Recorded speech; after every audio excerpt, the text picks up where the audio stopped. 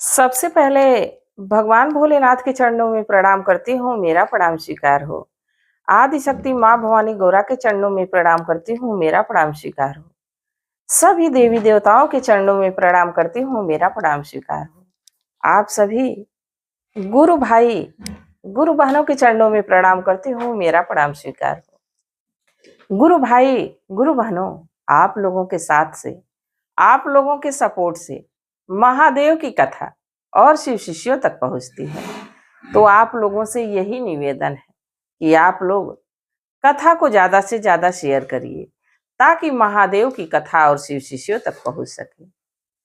आप और हम, जैसे मैं कथा कह के सुनाती हूँ, आप लोग कथा श्रवण करते हैं, सुनते हैं, वैसे ही भगवान का एक और काम कर दिया करिए, कथा को शेयर कर दिया करिए ताकि महादेव की कथा और शिव शिष्यों तक पहुंच जाए।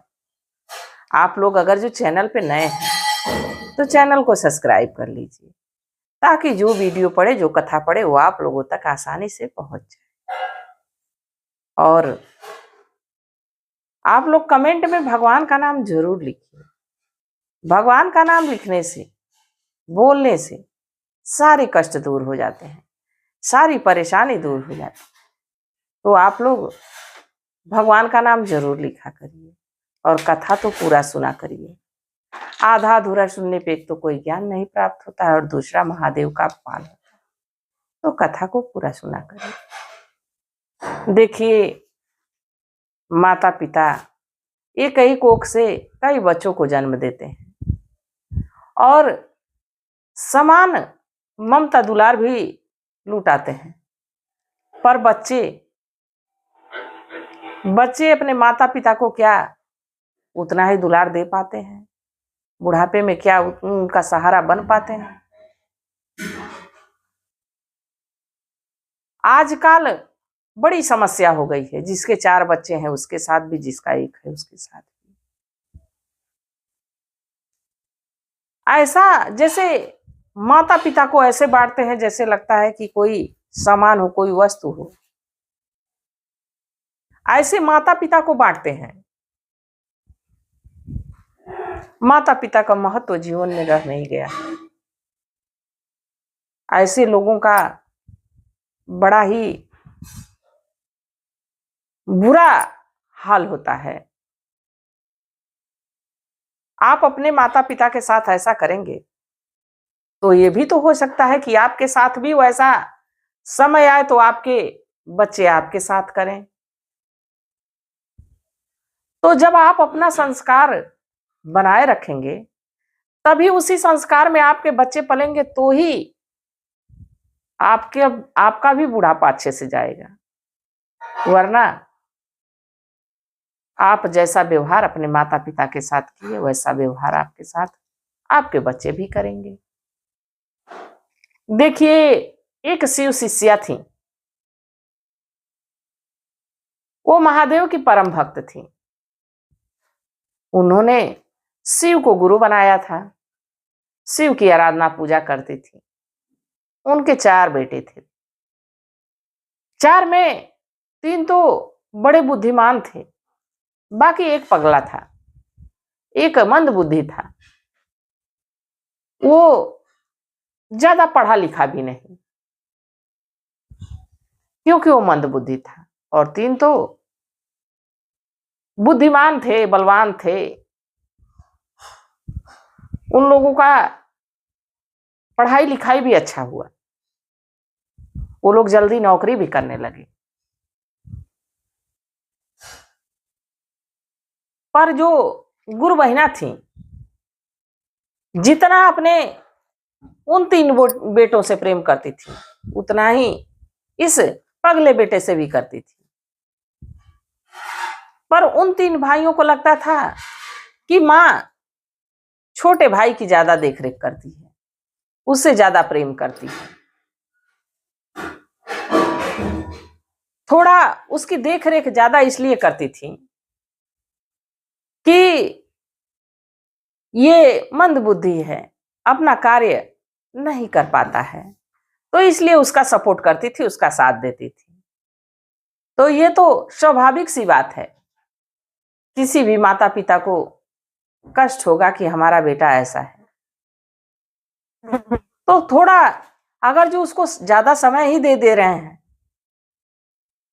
तो बाकी बच्चों को ऐसा नहीं सोचना चाहिए। बाकी वो लोग ऐसा सोचते थे। धीरे धीरे समय बीता। गुरु बहना अपने तीनों बेटों का पारिवारिक विवाह कर दी। 3 बहुएं आ गई। अब चूंकि छोटा बेटा मंदबुद्धि था तो उसका विवाह नहीं हुआ। तो कभी भाई कुछ कहते, कभी भौजाइयां कहती कि एक तो पागल है, बैठे बैठे एक एक थाली खाता है, हमारे पति इतनी कड़ी मेहनत करते हैं। ये बात गुरु बहना को बड़ा सताती थी, बड़ा कष्ट पहुंचाती थी कि देखो तो आज हमारे इन्हीं 3 बेटों के तरह अगर जो छोटा बेटा भी रहता तो आज इतना ताना नहीं सुनना पड़ता। हे महादेव कृपा करिए, दया करिए। रोज ही महादेव से दया मांगते थे। धीरे धीरे धीरे धीरे घर की परेशानियां बढ़ने लगी। जो बहुएं थी रोज खिटखिट खिटखिट करती। एक दिन गुरु बहना के तीनों बेटे इकट्ठा हुए। गुरु बहना से कहे, मां हम लोग चाहते हैं कि घर का बंटवारा हो जाए। छोटे को हम लोग अपने साथ नहीं रखना चाहते। तुम हमारे साथ रह सकती हो क्योंकि तुम हमारी मां हो। अब मां बेचारी एक उंगली काटे तो भी दर्द होगा, दूसरी उंगली काटे तो भी दर्द होगा। दर्द तो होना ही है। मां कहीं, बेटा तुम लोग को अगर जो घर परिवार अलग करना ही है तो मैं छोटे के साथ रहूंगी। जब तक जी रही हूं तब तक तो उसका सहारा मैं बनूंगी।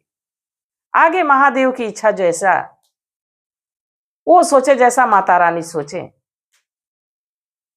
आगे का जीवन वही लोग उसका चलाएंगे। तो तीनों बेटे कहे कि मां फिर बाद में ये ना कहना कि हमारी देख रेख हमारे बेटे नहीं किए। तुम अगर जो उसके साथ रहती हो तो 1 पैसे हम लोग तुमको नहीं देंगे, या ना ही तुम्हारे दुख सुख में हम लोग खड़े होंगे। उन लोग को तो ये सोचना चाहिए कि चलो मां, अगर जो तुम उसके साथ रहती हो तो अच्छी बात है, जरूरत पड़ने पे हम लोग तुम्हारे साथ रहेंगे। पर नहीं, जैसे लग रहा हो ऐसा तोड़ मड़ो परिवार से कि कभी मां से मतलब नहीं रहेगा।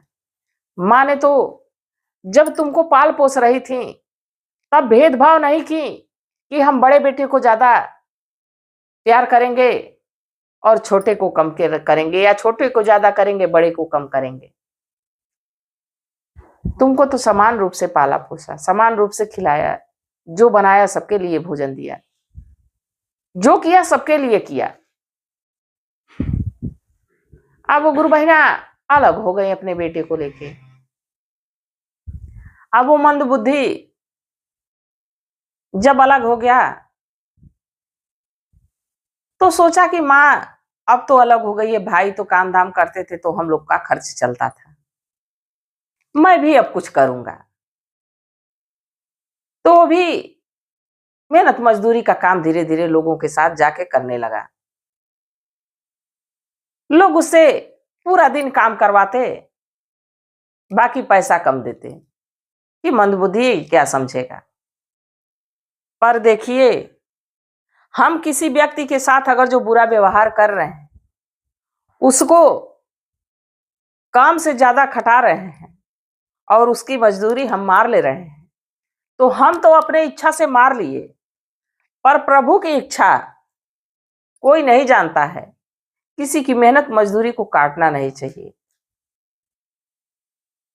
और खास करके अगर जो कोई व्यक्ति इतना पढ़ा लिखा ना हो, इतना समझदार ना हो कि वो समझ पाए कि हमारी इतनी समय की कमाई इतनी हुई, उसको खास करके समय के हिसाब से पैसा जोड़ के थोड़ा अधिक ही दे देना चाहिए, कम नहीं देना चाहिए। वो निस्वार्थ भाव से आपका काम किया और बदले में आपने उसको कम पैसे ही दे दिए। ये कहाँ का इंसाफ है? पर लोगों की सोच, उस 2 पैसे को बचा के आप कौन सी बड़ी बिल्डिंग बना लेंगे, कौन सा बड़ा पुल खड़ा कर लेंगे। एक गरीब बीमार पड़ जा रहा है, एक बड़ी गरीब खाने की उसको जरूरत है, उसको बहुत सी समस्याएं हैं। तो अगर जो हम उसके मजदूरी का 100 रुपया, 50 रुपया, 200 रुपया काट ही लेंगे तो उससे क्या हो जाएगा? पर यही लोगों की सोच। अब उस मंदबुद्धि के साथ लोग ऐसा ही करते थे, ज्यादा काम करवाते, कम पैसा देते। धीरे धीरे धीरे धीरे समय बीतता रहा। एक दिन जो लड़का था, जो गुरुबहिना थी, उनकी तबीयत खराब हो गई। तो घर के सारे काम काज वही देखती थी, तबीयत खराब हो गई तो अपने बेटे से कहीं, बेटा साग सब्जी घर में नहीं है, दाल नहीं है, कुछ जरूरत की सामान नहीं है, तुम बाजार से ले आ देते। उसको 20 रुपए दी, कहीं जाओ लेके आओ, सब्जियां ले लेना और भगवान को चढ़ाने के लिए थोड़ा कोई प्रसाद खरीद लेना, मिश्री खरीद लेना, रामदाना खरीद लेना, कुछ भी खरीद लेना, पर भगवान को भोग तो लगना चाहिए। देखिए, वो अपने भूखों रह जाती थी गुरुबहिना, अपने भले नहीं खाती थी पर भगवान को भोग लगाना कभी भूलती नहीं थी। चाहे कितना हो परेशानी हो, चाहे कितना हो दुख हो, कष्ट हो, बाकी कभी भगवान को भोग लगाना, कभी भगवान की पूजा पाठ छोड़ी नहीं। धीरे धीरे धीरे धीरे समय बीत रहा था। अब उस दिन अपने लड़के को भेजी, लड़का जा रहा था। अभी रास्ते में ही कुछ दूर पहुंचा, तब तक उसको एक बूढ़ी माँ मिली, बिल्कुल पके पके बाल, चेहरे पे झुर्रियां, हाथ कपकपा रहे हैं, एक हाथ से लाठी पकड़ी हुई है, और उस मंदबुद्धि लड़के के पास पहुंची। बेटा कहाँ जा रहे हो? कहा, अरे भैया मैं तो बाजार जा रहा हूं, आपको भी कोई काम है? मैया कहीं कि हाँ बेटा काम तो है, हमारे पास बाकी पैसे नहीं हैं। तो मंदबुद्धि कहा कि अच्छा बताइए हमसे, हम शायद आपकी मदद कर दें। मैया कहीं देखो बेटा बड़ी भूख लगी है, हमारे लिए कुछ फल फूल लेते आना, ऐसा लाना कि मेरे दांत नहीं है, मैं उसको खा सकूं कि मेरा पेट भर जाए।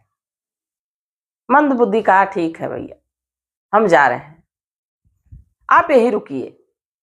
अब बूढ़ी मैया से कह के आगे निकला। देखिए प्रभु की लीला, भगवान की लीला जब करना शुरू करते हैं, अपनी लीला दिखाना शुरू करते हैं, तो जरूरी नहीं है कि बहुत जो विद्वान पुरुष हो, जो वेद शास्त्रों का ज्ञान रखता हो, बस उसी को भगवान दर्शन दें या भगवान की कृपा हो। जो ज्यादा भोग प्रसाद चढ़ाए उसी पे भगवान की कृपा हो, ऐसा नहीं है। वो कभी भी किसी पे भी दया कर सकते हैं। अब कुछ दूर लड़का पहुंचा, तब तक उसको एक बूढ़े बाबा मिल गए। बूढ़े बाबा भी बिल्कुल बुजुर्ग थे, वो भी लाठी पकड़ के चल रहे थे। बूढ़े बाबा कहे बेटा कहाँ जा रहे हो? मंदबुद्धि जो लड़का था कहा, बाबा मैं तो बाजार जा रहा हूं, आपको कोई परेशानी है, कोई सामान चाहिए तो हमको बोल दीजिए। बूढ़े बाबा कहे बेटा, बेटा बहू घर से बाहर निकाल दिए हैं, भूख बड़ी जोरों की लगी है, कई दिनों से खाया नहीं, कुछ अगर जो खिला देते तो बड़ी कृपा होती। अब मंदबुद्धि ये सोचने लगा, माँ तो 20 रुपए दी है, सब्जी लाने के लिए बोली और भगवान के लिए प्रसाद लाने के लिए बोली है। उधर बूढ़ी मैया को कह के आया हूं, वो भी भूखी है, बूढ़े बाबा भी भूखे हैं। चलो हम लोग अगर जो सब्जी नहीं खाएंगे, एक टाइम नमक से ही खा लेंगे तो भी हम लोग का काम चल जाएगा, पर इन लोगों को खिलाना बहुत जरूरी है। ये लोग बूढ़े हैं, एक तो इनके बेटा बहू घर से निकाल दिए हैं, और दूसरे बुढ़ापे का शरीर है, इन लोगों को खिलाना बहुत जरूरी है, नहीं तो इन लोगों के प्राण संकट में आ जाएंगे। अब लड़का सोच के बाजार में गया, इधर उधर देखा कि क्या खाने लायक है, बूढ़े हैं लोग, दांत नहीं है। देखते देखते उसकी नजर केले पे पड़ी, केला के समीप गया, केले वाले से पूछा, भैया कितने में केले मिल जाएंगे 2 दर्जन? वो कहा 20 रुपए में। फिर सोचने लगा कि भगवान को प्रसाद भी लेनी थी, चलो भगवान से भी कह देंगे, भगवान जी आज पैसे नहीं बचे, आज तुम भी हमारे साथ सूखा सूखा चावल खा लो, चाहे सूखा रोटी खा लो, आज भगवान को मना लेंगे। उसका भाव देखिए कि भगवान को मना लेंगे। मंदबुद्धि भले था, पर मां के साथ पूजा पाठ करना नहीं भूलता था। अब वहां से केला लिया, लेके पहुंचा, बूढ़े बाबा बैठे हुए थे, उनको 1 दर्जन दिया। बाबा ये आपके दांत से सही से आप खा लेंगे, आपका पेट भी भर जाएगा, आपको कोई परेशानी नहीं होगी। बूढ़े बाबा बड़ा प्रसन्न हुए। बाबा कहे कि मैं इसके बदले में तुमको कुछ देना चाहता हूं। मंदबुद्धि कहा कि बाबा क्या आप हमको देंगे? बूढ़े बाबा अपने झोली में से 1 मुट्ठी भभूत निकाले और उस मंदबुद्धि को दे दिए। कहे अपने माँ को दे देना, कहा ना पूरे घर में चारों कोनों में छिड़क दे। अब मंदबुद्धि वहां से भभूत लिया और इसी बात को याद करते हुए जा रहा था कि बाबा भभूत दिए, माँ को देना है, चारों कोनों में कहना है कि छीड़ दो। अब यही कहते हुए जा रहा था। फिर पहुंचा बूढ़ी माँ के पास। बूढ़ी माँ को भी 1 दर्जन केला देते हुए कह रहा है, माँ, बूढ़ी मैया ये केला खा लीजिए, आपके दांत नहीं है ना, आपके पेट भर जाएंगे। बूढ़ी मैया तो जान ही रही थी कि इसके पास 20 रुपया है, उधर महादेव भी ले लिए, वो तो साधु रूप में महादेव थे, और इधर मैं भी पहले ही बैठ गई थी। तो बूढ़ी मैया कहीं, बेटा मैं इतना नहीं खा सकती, मुझे 6 केले दे दो। मंदबुद्धि सोचा चलो 6 केला बूढ़ी मैया को दे रहा हूं, 6 केला ले चलूंगा, माँ से कह दूंगा भगवान को ये भोग लगा दो। देखी उसकी मनसा। फिर बूढ़ी मैया कहीं, बेटा तुम तो हमको भोजन कराने की व्यवस्था कर दिए, मैं भी तुमको कुछ देना चाहती हूँ। लड़का कहा, मैया आप तो खाली आते हैं, क्या हमको दे सकती हैं? वो कहीं, बेटा मैं कुछ नहीं दे सकती, बाकी तो तुमको अपने तरफ से आशीर्वाद तो कुछ दे ही सकती हूँ। जमीन पर से 1 मुट्ठी मिट्टी उठाई और उस मंदबुद्धि को दे दी, कहीं इसको अपने झोले में रख लो, ले जाके अपनी माँ को दे देना। और सुनो एक बात और कहना, तुम्हारी माँ शिव भक्त हैं, जाती है शिव चर्चा में तो बस महादेव की जय जयकार करती हैं। उनसे कहना मैया भवानी की भी जयकार किया करें, मैया भवानी की भी कथा कहा करें। मंदबुद्धि कहा ठीक है बूढ़ी मैया, मैं जरूर बोल दूंगा। अब वहां से लेके घर पहुंचा। जब घर पहुंचा तो रास्ते में यही बोलते हुए जा रहा था, आस पड़ोस के लोग सुन रहे थे कि बाबा ने भभूत दिया है, पूरे घर में भभूत को चारों तरफ छींटना है, माँ को देना है। और फिर बूढ़ी मैया की बात को याद कर रहा था, बूढ़ी मैया मिट्टी दी है, बोली है माँ को दे देना। लोगों ने सोचा कि लग रहा है कि ये मंदबुद्धि पागल हो गए, कहीं अपनी माँ को मार ना दे। अब इधर उधर से सारे लोग, कोई कभी उनके दरवाजे पहुंच रहा है, कोई कभी उनके दरवाजे पहुंच रहा है कि कुछ हुआ तो नहीं। और उधर मंदबुद्धि पहुंचा अपने माँ के पास तो कहा, माँ मैं पैसा कहीं और खर्च कर दिया, मैं सामान पूरा नहीं ला सका। बूढ़ी मैया उसकी गुरु बहना पूछी, उसकी माँ पूछी क्या हुआ बेटा?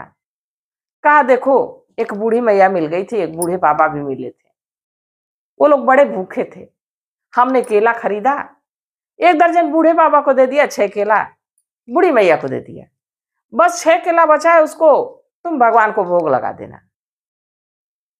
गुरु बहना कहीं अच्छा जाने दो, ठीक किए हो,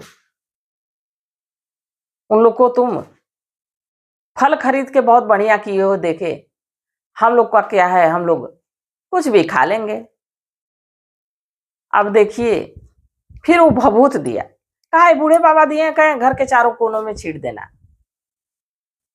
और जो बूढ़ी मैया मिट्टी दी थी, जब झोला कहा कि झोले में बूढ़ी मैया एक मुट्ठी मिट्टी दी है, जब झोला देख रही हैं गुरु बहना तो देख रही हैं कि उसमें हीरा मोती जवाहरात चमचमा रहे हैं, तो सोची कि लग रहा है कि इस मंदबुद्धि पे कोई दया खा के और दे दिया है, कोई अमीर रहा होगा, दयावान रहा होगा, दे दिया। अब वो बड़ा प्रसन्न, बाकी ये बात बताना वो भूल गया कि तुम चर्चा में जाती हो तो सिर्फ महादेव की चर्चा करती हो, महादेव की जय जयकार करती हो, मैया भवानी की नहीं करती। मंदबुद्धि था ही, भूल गया। धीरे धीरे धीरे धीरे 1 महीना बीता, 2 महीना बीता। एक दिन एक दुर्घटना हुई, वो मंदबुद्धि सोया सोया ही रह गया था।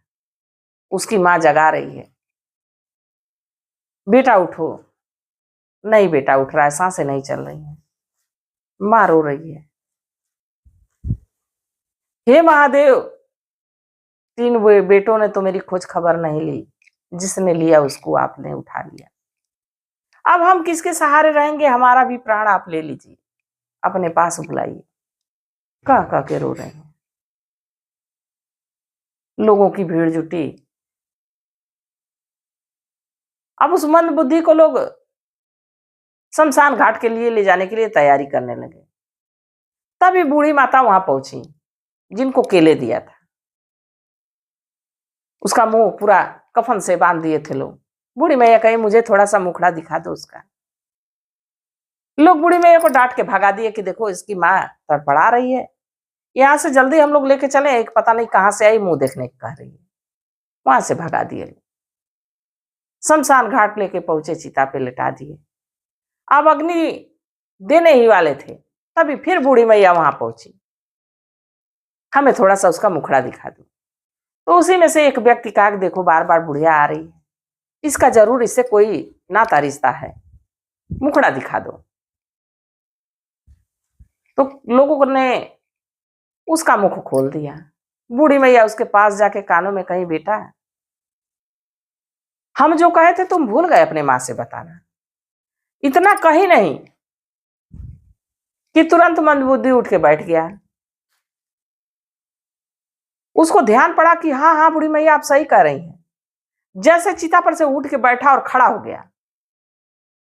लोग भागने लगे कि ये तो इसके अंदर कोई आत्मा प्रवेश कर गई, अब किसी को छोड़ेगा नहीं। सब लोग भाग खड़े हुए। मंदबुद्धि वहां से उठा, कफन लपेटे हुए दौड़ते हुए अपने घर पहुंचा। घर पहुंचा तो मां बेहोश पड़ी है। मां मां मैं आ गया। मां मुझे तुमसे एक बात कहनी थी, मैं भूल गया था। बेटे की आवाज सुन के मां की मूर्छा दूर हुई। आंख खोल के देख रहे हैं तो बेटा कफन में लपटा हुआ खड़ा है। बेटा तुम? हाँ मां, मरा थोड़े न था। मां, जो बूढ़ी मैया मिली थी वो हमसे कही थी कि तुम शिव चर्चा में जाती हो तो बस महादेव का नाम लेती हो, महादेव की जय जयकार करती हो, मैया भवानी की भी कर लिया।